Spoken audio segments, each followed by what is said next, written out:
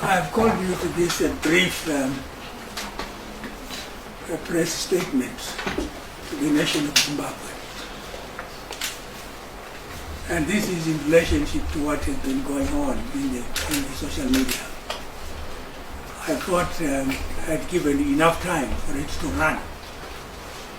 And now I want to give my response. So I would like to say greetings to the citizens of this great nation, Zimbabwe.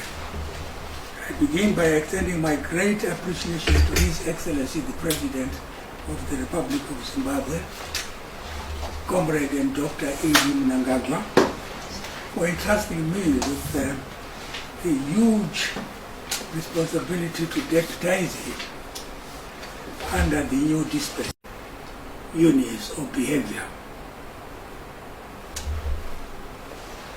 The camaraderie and support given to me during these trying hours is greatly appreciated. These faceless net citizens have blended well-networked digital architecture to engineer the spaces for political demonization. And this will not dampen my spirit as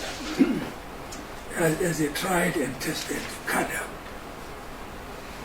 I remain a committed leader, father, cadre, and servant of this great nation.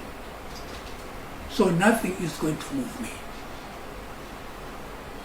because all this is concocted to tarnish my image. If anything is going to happen, it is going to be His Excellency that is going to determine my future.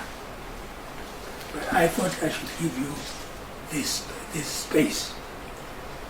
After having given you this short story, I'm not going to take any questions. If there are any questions that you want to take, here are my legal people. They will do it for my behalf. You can ask them.